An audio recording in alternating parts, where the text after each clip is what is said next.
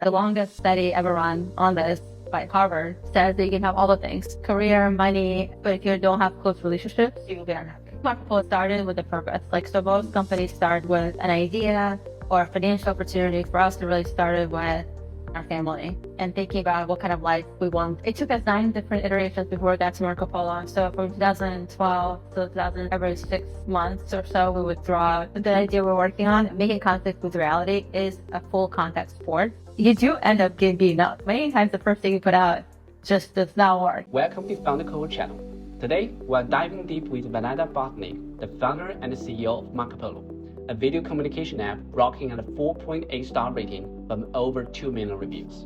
Vlada's story is awesome. She went from Microsoft to starting a nonprofit and then co-founded Marco Polo. It took 9 iterations to nail the product, proving that persistence pays off. In a world of endless scrolling, Marco Polo makes real connection a priority and foster connections rather than grab your attention. If you are enjoying these founder stories, make sure to subscribe to Founder Code channel so you don't miss out. Can you tell us a little bit of Marco Polo and what is the intuition behind it that you found Marco Polo? So I think Marco Polo is a very different kind of company. One of the biggest difference about it is that it started with a purpose. So most companies start with an idea or a financial opportunity. For us, it really started with us starting our family and thinking about what kind of life we want them to have. And then realizing that if they're anything like us, then just teaching them to do something is not going to work because it's probably going to rebel. But if we can model to them what kind of, and so we really thought about what is that we want in our lives more of. And like any parents, the answer is more happiness and more happy kids. And because my husband and I both come from engineering background, I think there's some level of audacity to think that if we just dive into the happiness research, then we will find out the key to happiness and we can bring more happiness into the world. And so we watch all the TED Talks, read books, research papers, and so on.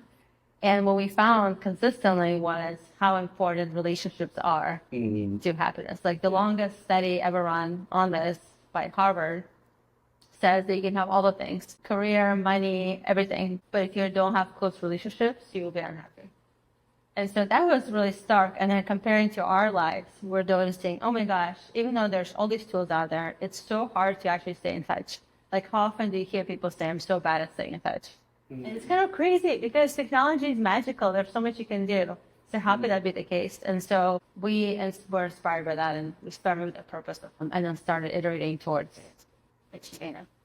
What is the approach that Marco Polo takes to help people to foster deeper connection and to get away from the current situations of the online world?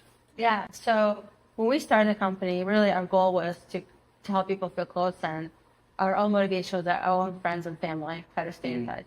And then over the years, what we've seen is, I think as a collective, we sort of unconsciously decided that convenience and quantity of connections is more important than quality. And I think the reason for that is all this text-based communication sort of made that possible. It's much faster to send an emoji, a sad emoji or happy emoji, than to actually explain what's going on or to get on a call. And so I think almost accidentally we made the shift. And now I think we're in a situation where people are under illusion that they're staying in touch because you might have 100 followers on the social media platforms, but really, when was the last time we had a quality, deep conversation where somebody really got to see the real you? Usually the answer is not very often, and they can't remember the last time. And so for us, that's becoming more and more oh my gosh, actually, the longer we've been sort of in business, the more essential Marco Polo has been because you can have these authentic conversations. And actually every year for the past 5 years, we also do research with a third-party company to study the impact Marco Polo has on the well-being of people who use it, to sort of keep us accountable. Because of course, we're going to make mistakes. We're human and then. But I'd like for there to be some level of accountability that we don't have. So the research looks at, are we in fact helping people feel close? And what kind of impact we have on the mood of the people who are using it? Can you share us a little bit, what is the business model for Marco Polo? So for us, it was really important because we were saying, I think in the end, whatever is your source of money, that's where the company is going to skew towards. So even if you start out saying, we're customers first. If the money comes to advertisers over time, inevitably you're gonna start building features and things, experiences in the app that make you make more money, which would be by making advertisers happy. So for us, it was really important the way we're gonna make money was going to be directly beneficial to customers. And it was also, because we're very purpose-driven, for us, it was also important that we provide the basic functionality of Marco Polo for free for folks. So because, I don't know if you browse like our site, but we have so many testimonials of people saying how much they love Marco Polo, how it's life-changing for them. It's like the primary way to stay in touch with their loved ones. So we didn't want to take that away. So for us, the way we do it is we have the basic functionality free. Anybody who's using Marco Polo can use it. There's no ads, no gimmicks. And of course, percentage of people pay for the plus subscription. So we call them like convenience features. Like if you want to 2x your friend who tends to be a little bit more wordy with what they have to say, or if you want to send in photos and texts and audio notes, like basically additional functionality, we charge for that. I think the primary difference is actually the business model. So if you look at most social media companies or communication companies, the business model is through advertising. And so when the business model is advertising, that means your primary customer are the advertisers. So you can say you have consumers as your clients, sure, but the people who pay you money are your customers. And the way advertisement works is that you want to have as many people as possible. You want to have people stay in the content for as long as possible. You want them clicking as many times as possible. Like so it's all driven by now what's actually best for the actual person is what's best for the advertiser. And Marco Polo doesn't have any advertisements. We don't sell your data. We actually specifically don't. We study a lot of design techniques and we choose not to engage in them because we don't want to keep you in the app for as long as possible. We want you to come in, leave a message, talk to your friends, your family, and then get out. And then this is a so resonating way of how people get connected, and it also relates to my personal experience as well. I worked in Google Ads for a long time, and one of the reasons I started Archie is actually because of that. Because when you have your whole system optimized for the ad revenue, which exactly like you mentioned, then your real customer is the advertisers. Although even you see that you put users at first. But over time, the system will going to screw over advertisers, and then it become the whole attention-grabbing business. It's very hard to overcome the thing. And the way to do that is really setting a company and the right North Star metrics. What I heard you mention about is that you really put the users' happiness and how many quality collections that users get from Marco Polo as your North Star versus the revenue and the other things as North Star, which is absolutely right way to do a great job. And just to add, like it's, in the end, we're still a business. So of course we want to make money. Of course, profitability is an important piece. But I think the difference is for me and everybody who works at Marco Polo, we're not willing to increase profits at all costs.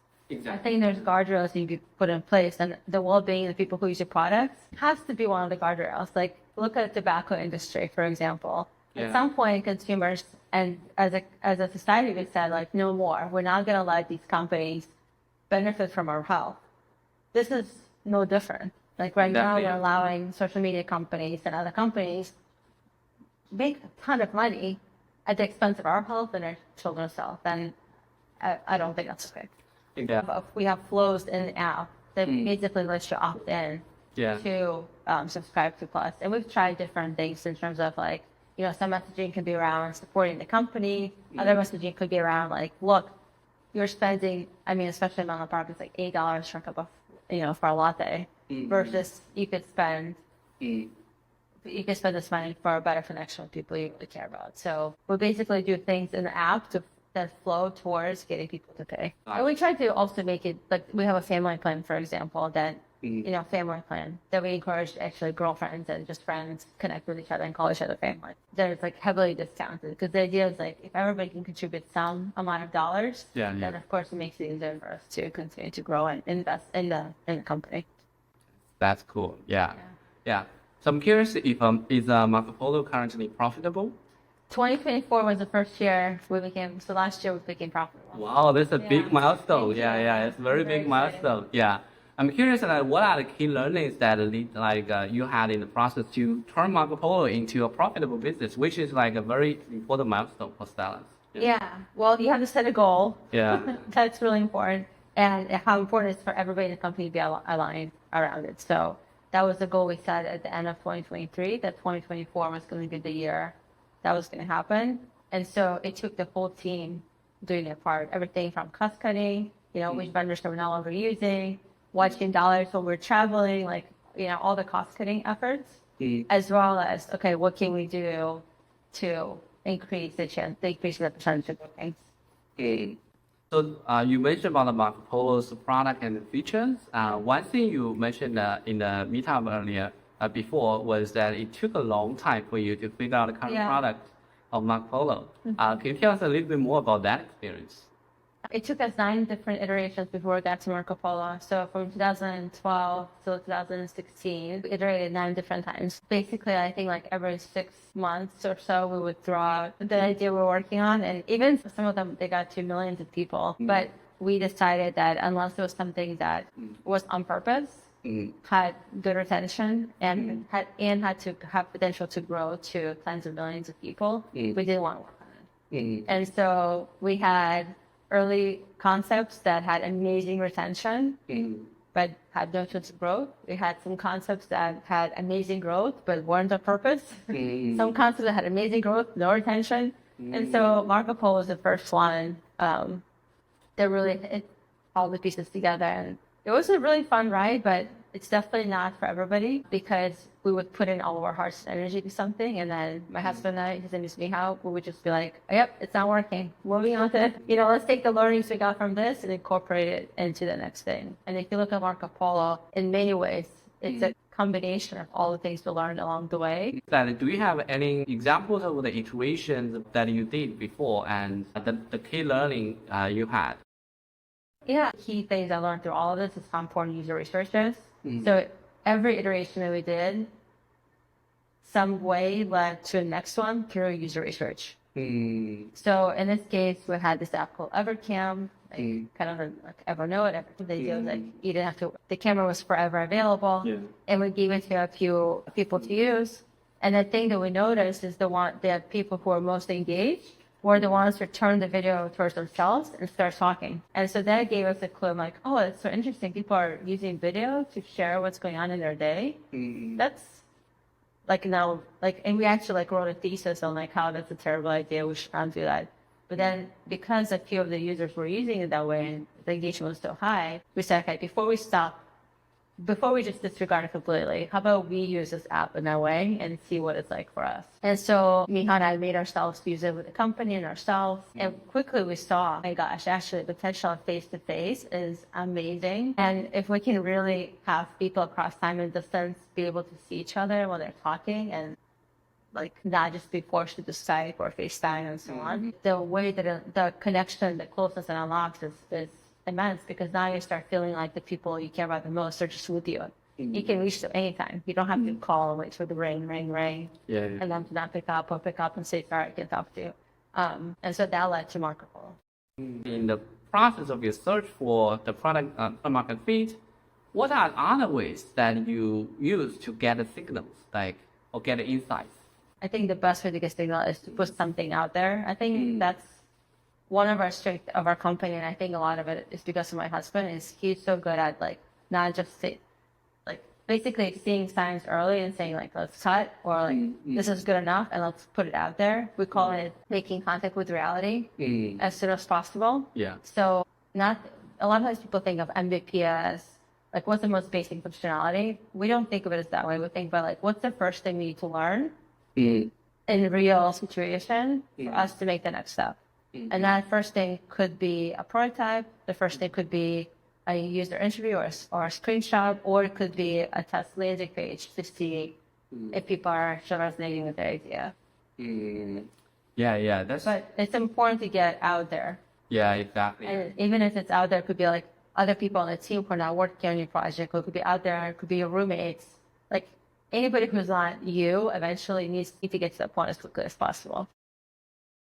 That's also really helpful for me because actually we're also building consumer company. So it's the same problem. Like you mentioned, it's very resonant to me. Like you have to work on something that is very passionate. Yeah. And you have to be the user so that you provide a lot of insights internally as well. And then you have to put it out to the world as soon as possible because it's a learning process. A lot of times what you know is not exactly how the world works. And just to add, like we also have a joke that making contact with reality is a full contact sport. Oh, full contact. Yeah. Because you do end up getting beaten up. You know, many times the first thing you put out just does not work. It's a complete flop. Yeah. The job of the team and the leader of the team is to be like, this is amazing. Like, how awesome is it that we only spent 2 weeks on this or 1 week on this? And now we have all these learnings. What can we take from this and build the next day? And go out. It's kind of like you get beaten up, you get up again, you try again, you get beaten up. And eventually you find yourself like, okay, I'm still a little bruised, but I'm standing. Exactly. Yeah. I mean, for me, this is really fun. Yeah, exactly. Yeah. And it's very resonant because we are literally in the process like that. I just release out, get feedback, and just come to revamp product and iterate. Yeah. So exactly. So what you mentioned is very resonating. I'm also very curious because you mentioned about one thing about putting the thing out to the world as soon as possible, which is like a very great concept. I'm very curious, like, do you have any advices about how to put this to the world? Like, do you invite users to test or do you put it in the app store? Yeah. I think basically any way that's easy for you to do it, you should do it. So the easiest way that we usually do it is user interviews. So there's actually a website, userinterviews.com, that you can go to and you can look for, like, I like to start with, like, who has the highest chance of just loving this? You know, I want to set my depth towards my favor. Like, because if that person doesn't love it, like I think they should, then I'm like, okay, I need to rethink something. Versus if I find a skeptical person that don't love it, it didn't really teach me anything. So I want to find somebody who is like most likely to just love on this and then talk to them and get their insights. And then the next step from that is you can do like surveys and unmoderated studies and so on. And then the next step would be to do prototypes. And then for that, you can use TestFlight on iOS, or Android has a similar program. And I usually just ask my friends, like people that I know, to say like, hey, can you give this a try? What do you think? And if the target audience is not like my demographic, then I'll go out and I'll find those people and I'll pay them to say like, hey, I want you to use it. If you are paying them, in that case, I think it's really important to set expectations that you're asking for really blunt feedback. But honestly, even if you're paying them, chances are that unless it's really good, they're not going to use it. Right, exactly, yeah. So I think I just think it's important to get out there as quickly as possible and start getting feedback from people who are not you. Yeah, exactly. And I heard you mention the happy vending times. Like a lot of times, even you pay the users to use it, they might use it just for courtesy for the thing. Yeah. But you won't know whether they're happy or not. People just cannot fake that. Yeah. And especially if you don't set it up where you pay them per usage, you just pay them for like you can do like a diary study where I'm gonna pay you, let's say, $50 for the next 2 weeks to use it and take notes on what your feelings are. I'll ask you questions maybe like once a week or every few days. So you're not paying them that they have to use it. You make that very clear, like no matter what, they're gonna get the money. You just want to get their honest opinion about what it was like for them to use the product. And then at the end of the 2 weeks, when we talk to them, it'll be very clear. Yeah, that's a good advice because I was bitten by the exact same thing. I was using user interviews and I pay them by the time, and I see people are using it. And when I interview it, just feel like, because I also ask them like, what are the reasons you use it? What is the story behind it? Trying to understand more. But then it became obvious for me like they use it because they want to make money. Yeah. And it's even like very harmful for us because it gave us the wrong signal. We said, oh yeah, we're in the right direction. But then we later realized, oh, that signal we got is because we're paid. Yeah. The way you described it is a really awesome way to do that. I'm going to try it out. Yeah. It's like setting a time and just like a flat time. They can use it as like regardless, so they don't have the wrong incentive, and they can just go on the channel with them so they actually use it. Yeah, exactly.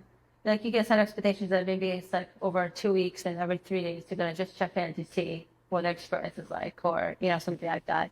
The other thing that I think works, especially when you have more customers, is you can send a survey saying how would they feel if you took this away from them. Because if most of them say I will not be disappointed, then that's your answer. What you want is like something like 75% of people who say I'll be disappointed or very disappointed if your product went away. And if that's the case, that's another signal for you to know. Superhuman has if you go to First Round Capital, I think Superhuman has a whole article on this kind of testing. Oh, that's cool. So that's really awesome. I'm going to check that article. I will put the link to below the video so the community members also. Is there any key moment you're complained in terms of the growth, the time when the word of mouth kicks off? I mean, for us, the biggest thing came from we were not growing. We were getting like 10 downloads a day or something. It was like tiny.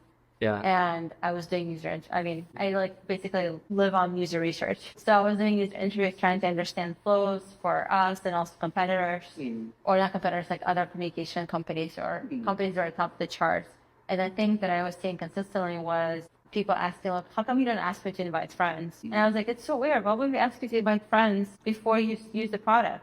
But it was so consistent that we're like, okay, let's just try it. That by itself was a huge change, just like asking people to invite friends early on. And it makes sense in the case of Marco Polo because you can't use Marco Polo without friends. Right. So create with as much as possible, whatever you're working on, if there's a way that it's even better if you're using it with somebody else. This viral loop. Yeah.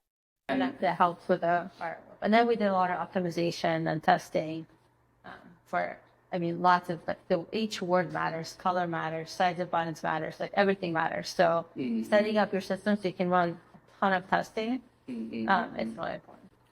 And the startup journey has many components. Like one is building an awesome product, but also another part is building awesome team, like the founders, the early founding members. You have a very interesting case is you found Marco Polo together with your husband. Yes.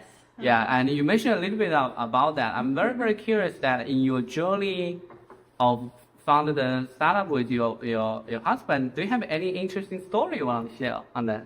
I think the most interesting story is that he used to be the CEO first, and then we switched about 6 years into the journey, and then I became CEO. And I think that's usually that happens. The original CEO steps away, but we switched, and he's still very involved in the company. He's as active as he was before, and I think that's pretty awesome. Which role do you like the best? So the way we switched is actually kind of interesting because he really was amazing CEO, and he led us through all these iterations that got us to Marco Polo. And at one point, we were asked to speak on a panel at the Stanford Business School about starting a company with your spouse. And one of the students in the audience asked us a question like, well, how did you decide how to be the CEO? And, we gave some answer, but then I think for me, how that really stuck in his head of like, oh, why is that the case that he's the CEO? And, he has a business degree, I don't have the business degree, and he sort of fits a more typical profile of a CEO. But I think between that and where our company was at that stage, like we landed on Marco Polo, that was going to be the thing that we're growing and looking to expand. Between that question and that point in time in our company and what he thought of as my skill, the unique skill set, which is more about like building relationships, kind of creating a little bit more magic in the company. And I also love streamlining processes. Like for him, it felt like that's a really good match. When he first shared the idea with me, I thought it was crazy because I was like, there's no part of me that wants to be CEO. I don't know anybody who looks like me. I don't know even the women that I know who are in leadership positions are like not like me. So I just thought it was like the worst idea ever. And I was like, there's no way I'm going to be CEO. But he kept at it. And what we finally landed was, okay, let's assume it's going to happen. And we can set it up so that at any point in time, I can pull the plug. And we basically had like a two-prong approach. One prong was, how do I convince myself that I could be CEO? And the second thing is, what do we need to put in place to make investors feel comfortable with me being CEO? And so the first piece we did is I started taking on more and more responsibilities. So first, kind of like board operations, like logistics that have to do with fundraising or audits and things like that. Then I took over all board communication and relationship management. I kind of started coming to one-on-ones and being the primary person speaking there. And then in parallel, I was working on myself and my own like self-doubts. So I was part of Leaders in Tech Fellowship. I don't know if you've heard of that group. You've heard of it? I have not. Okay, Leaders in Tech, Kellen Robbins and Joe Greenstein started it. And it's a 1-year-long program for CEOs. They basically teach you the touchy-feely skill set. I was the only one who was not CEO in that group, and they accepted me because they're like, you're basically doing a job. So come join us. But it was amazing and eye-opening because I got to see people who were more like me than I realized. And that's really where I first started seeing, oh, there's different ways to be CEO. There's not just like one way and one look. There's lots of ways to be CEO. And actually, part of the beauty of being CEO is you can surround yourself with people who like make up for your weaknesses. And, and it's much more being a conductor of an orchestra where I get to find like who are the people than me being the best at everything. And then I also started doing this personal development program called The Work by Brian Katie, where it's a whole framework of questioning your beliefs and all the serve you. So it basically took about a year. And then in the year, I agreed to take them the role. By the way, this is such an awesome personal growth journey. And I also realized that you have very unique leadership style, which is very, very charismatic. Like you mentioned, a lot of the CEO style is very strong. It's like, I'm in control in the room. And especially I also realized for women who become CEO, they will almost like intentionally make them feel strong to compensate the systematic bias we have currently in the society. Yeah. And you have a very unique leadership style, which is very empathetic. Like it's so comfortable being together with like on chat. Yeah. And also such a great listener and inviting other people to be surrounding you.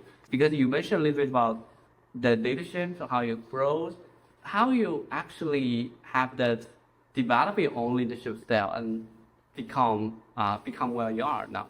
Thank you for saying all that. It's really nice. It's not easy, I would say, because everywhere I look, most people still tend to be very different from the way I lead. And I think it's changing to become more acceptable. I think what I'm realizing, I can't be anybody else other than who I am. It's either going to work or it's not going to work. And I've been really lucky because the people who are at the company appreciate my leadership style. But it has taken a lot of personal development. So like therapy, also this like question, the work, this inquiry system where it's like really questioning the beliefs that I have. Because when you look around in our society, there's not many people like me. And I also think that coming from the background that I did come, where there's like a lot of challenges that I was able to overcome, gave me some confidence that like, yeah, even if I don't know something, I can overcome it. I can figure it out. And a lot of times I was able to figure it out because I had great relationships and people who were willing to help me or, be patient with me as I was learning something. So I think leaning on that and support system is really helpful too. Yeah, so that's very, very inspiring to me as well, because I had the exact same question with me as well. Yeah. My characteristic is more like soft things. And also I'm coming from China, which is also like more inward culture. So it's not a very assertive in most cases. Yeah. And as my personal journey coming, I realized a lot of people, they have this expectation. And when I was doing my first job, also was in a situation, people like realize people would have some sort of expectation. You are very strong, it's calming, you got it. And then when I look around, people like the leaders who have my type of characteristic is not that common. So sometimes it triggers self-doubt, and it's really awesome to see you went through a journey and become successful. It actually gave me a lot of inspiration. Okay. And I'm like in the early stages of you went through. But one thing that you mentioned and make me feel so good is like that's one-on-one type of leadership. It's such a, I think that it's so useful not just to like me or for us, but I realize there's so many people around us who want to be leaders, but they have different characteristics. It's about the diversity of leadership, which is a very important thing very few people discuss. Yes. I think what you mentioned is also touching a very important part of the startup building, which is building the culture of the startup. Is to the example you mentioned about what people feel every day when they come to work. Yeah. And I think that's different cultures people are building. Some like come and feel very competitive, they just want to win. Like some people come have like a passionate or feel close, or feel supported. There's different feelings. People come like everyone come to work every day in the morning. So I'm curious that what are the ways you use to build the cultures for Marco Polo? Culture has always been like so important to us because again, one of the things that was clearly important to us is that when our kids were looking at us, they didn't, and we said we had to go to work. It wasn't like we have to go to work. It was like, I can't do this. I'm really excited. I'm working right now. Or, that they didn't see us saying, oh man, it's Monday. I don't want to go to work. So we were really thoughtful about creating a culture from the beginning. And I do think it's important to think about it from the beginning. Let's see, like some of the ways that we have put together culture. One is hiring. So we have values that we wrote out that are important to us. And one of the biggest things for us in addition to values is our purpose. And so everybody that we hire, they all go through me. And I really make sure that you're not somebody who is just really good at your skill set. You have to be somebody who really cares about our purpose and matches our values. Because if you are an amazing engineer, but you're mostly a jerk, then, it doesn't matter. I don't want to work with you. Or if you're a great engineer, but what you really want to do is gaming, and we're here trying to help people feel close, like, let me help you find a job that you're really going to love, because I really feel like they can't believe that they get to do this and get paid. That's a good. So if you are not excited with the purpose, like, let me use my network to help you find some other job. Like, let's not fool ourselves. So we have our values, and then we do things throughout the years and the weeks to sort of live our values. So one of the things that we do is every week we start the week off with like sharing a testimonial from our customers as a reminder of what we're doing, why we're here. I think that's really important. We have a lot of every Wednesday we do appreciations. So company-wide, everybody gets on Zoom and we spend 15, 20 minutes appreciating each other, like popcorn style. So it might be like, Ivana, thanks for, working on this and so on. And then we also just talk about our values on a regular basis. Like what's something, like what an example of like high velocity from this week, or what did you learn, or like things like that. So we really try to live our values as well. Yeah. One thing about that's very fascinating about Marco Polo is that the culture built in the company and also aligned with the culture you want to build in the product so well. I'm also very, very curious because you mentioned because the way you build a company, the way you build a product is so purposeful. It's such an awesome way to do things. But the society also works a slightly different way. Like you mentioned earlier, the social media, like Meta, Google, they're very, very strong. They operate very different. And what is your thought about how do you stay competitive in this space as a company? Like, what are the thinking process that Marco Polo will make will win in the competitions or make a big impact on society? Yeah, it's a really good question. And,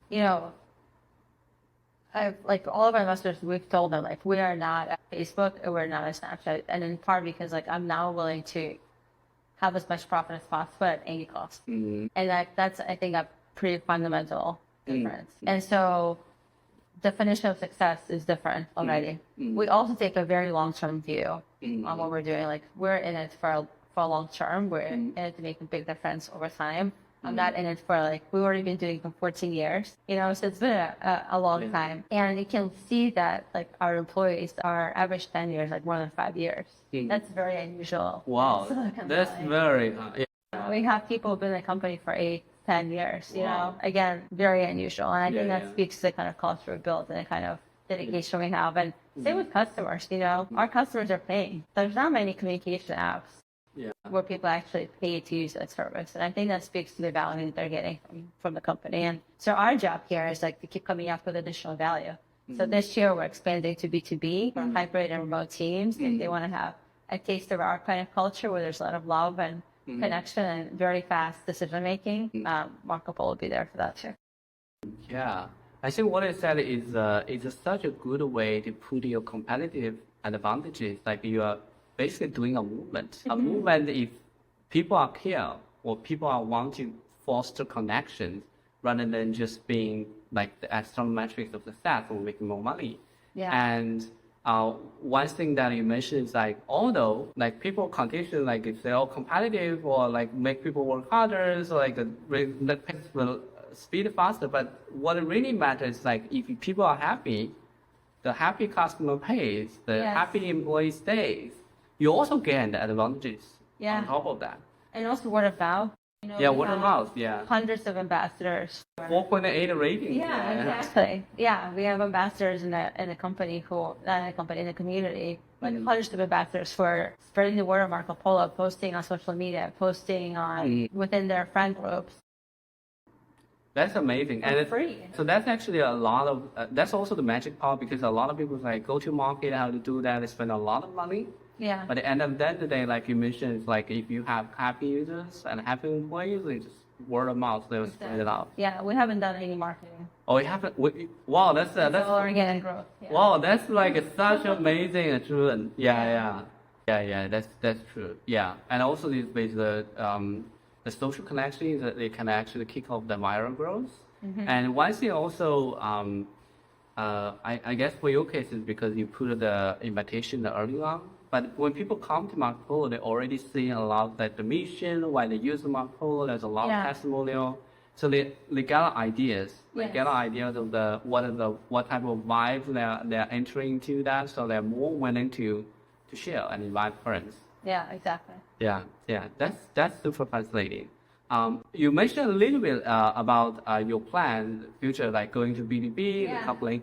Could you share a little bit more about like what is your vision of the Marco Polo? What is the plan next year? What is the plan 5 years? I mean, our vision is still all about helping people feel close. And what I'm really excited about is so far we've been really focused on consumer space. And like last year, this realization, like, oh my gosh, actually there's so much opportunity in B2B space. Not only, I mean, in a large part because of COVID and the teams becoming remote and hybrid. Like I think loneliness at the workplace was an issue even back then, but I think everybody kind of spreading away from each other made it in some ways worse. Especially now that people are saying like, let's go back in the office, and employees are like revolting. And so nobody's actually going back. Well, not nobody, but like most people aren't going back 100%. There's hybrid, and in my view, hybrid is worse than fully remote or fully in office because then there's like, again, an illusion of connection, but actually it's not there, and you're basically still waiting until the next time you're in the office. Right, exactly. To make a decision. Yeah. And with Marco Polo, you don't have to wait. You can just have this like face-to-face conversation on your own time as you're chopping vegetables, dropping kids off, different time zones, whatever. So what I'm really excited is that we can do with business what we've done with consumer. Like in a consumer space, we are very clearly making a difference in people's lives and creating a connection and becoming a lifeline for many. And in the business space, it's like a whole new world. Like, oh my gosh, can you imagine if the word love exists in a workplace and you had connection with all your colleagues and you actually knew what their day-to-day, like everybody at Marco Polo has said that closeness they feel with their colleagues is much higher than people they used to work with next to each other. Because they get to see me drop my kids off. They get to see me on my walks, as I take breaks. They get to see me as I'm driving to my salsa lessons. They get to see me when I'm hiking.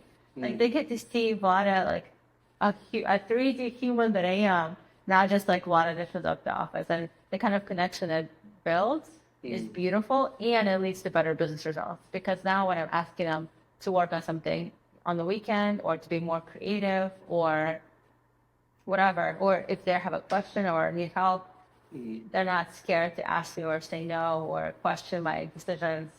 There's a connection there. And I think that leads to better business results. So I'm excited that we can show that through relationships, we can actually have better business, both in business results and also in like better connection with each other. Exactly. And the future you mentioned here is so interesting and also very resonating to me. Because a lot of times what I see is the video communication tools in the business concept settings is about productivity. It's about I'm on the road, I'm gonna just send you a video and you're gonna check out the videos asynchronously. One thing I found that I also actually use this type of mode a lot in my lifestyle. I send like 30 videos every day to people. But then later I don't do it anymore. Mostly because that it's I feel like it's emphasis on the productivity side. But the main challenge for remote working is there's not enough information you communicate about. It's about the missing the part of the connection. So for example, like many people when they mention about the difference of Zoom versus doing in person. And in fact, even why we choose to do interview today in person or offline meetup is that there's a connection that is missing. There's a warmth that is missing. Yeah. And I haven't seen any tools in the business market that focus on this. Like everyone's like same time. I don't know my co-workers. That's the thing. Yeah. Well, I hope you give Marco Polo a shot. Yeah, exactly. That's so interesting. Yeah. So I'm gonna try Marco Polo in Haji. Yeah, please do. Yeah. Cool. So thank you so much for sharing with the community. Is there anything that the community can help with you? That's a nice question. Thank you for asking that. Well, use Marco Polo and give me feedback. And especially in the B2B space, if you're a hybrid remote team, and especially if less engineering teams, but product, marketing, design teams, sales teams, kind of like front of the office teams is what they're called. Please use Marco Polo. Let us know how it goes. Exactly. And we'll leave the Marco Polo link below the video. And also, your mission aligned with Founder Coco mission so well, because one of the reasons we started Founder Coco is startup journey is lonely. Yes. It's not just startup journey is lonely, that employee in a startup is also lonely. Yes. It's the same thing. Like it's hard to connect with people, and having Marco Polo actually helps a lot from that. Yeah. Okay. Yeah, exactly. Cool. Awesome. Thank you very much for thank you.